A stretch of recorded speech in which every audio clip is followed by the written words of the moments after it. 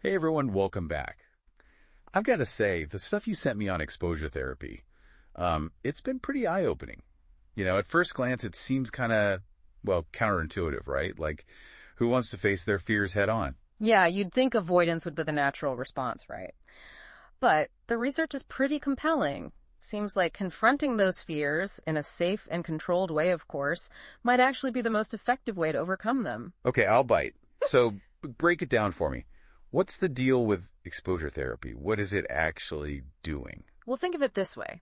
Exposure therapy is all about, exposing individuals to the things they fear or avoid, but gradually. Gradually, okay. I'm with you so far. The idea is to help them learn that these situations, the ones they're afraid of, they're not actually as dangerous as their mind might be telling them they are. See, that's what gets me, right? It just feels so counterintuitive. I mean, if you're scared of something, wouldn't the natural instinct be to avoid it at all costs?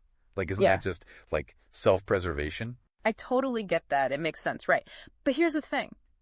Avoidance, while it might provide temporary relief, it actually strengthens that fear in the long run. It's like every time you avoid something you're afraid of, you're basically confirming to your brain, yep, this is a threat, better stay away. Okay, so then how does facing your fears actually help?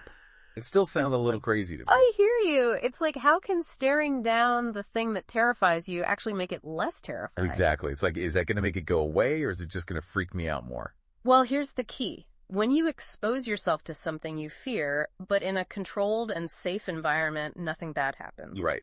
So you start to learn that your fear response, that huge wave of anxiety, it's actually out of proportion to the actual danger. Interesting. So you're basically retraining your brain to not overreact. Exactly. It's like rewiring those neural pathways, teaching your brain to chill out a bit. Yeah. Okay, so I'm starting to see how this works in theory, but can you give me a more concrete example? Like, how would this play out in real life? Sure.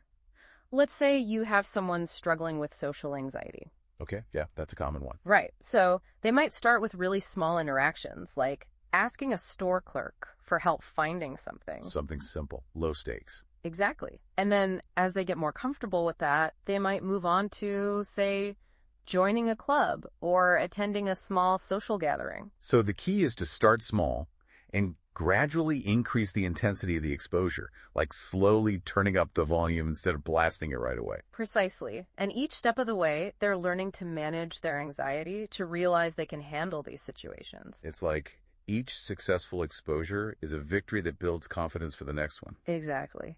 And that confidence helps to chip away at the fear until it no longer controls their life. This is actually making a lot of sense. I'm starting to get it now. It's a powerful technique, that's for sure. And it really makes you think, what are those things we might be avoiding in our own lives, Ooh, that's a good question. What fears, big or small, are we letting dictate our choices? Maybe, just maybe, by understanding this idea of exposure therapy, we can all start to think about those things a bit differently and find ways to, step outside of our comfort zones and live a little more freely. Food for thought for sure. Thanks for breaking all that down for me. Happy to do it. It's fascinating stuff. It really is. And to all of you listening, we hope this deep dive into exposure therapy has been helpful and maybe even a little bit inspiring. Until next time.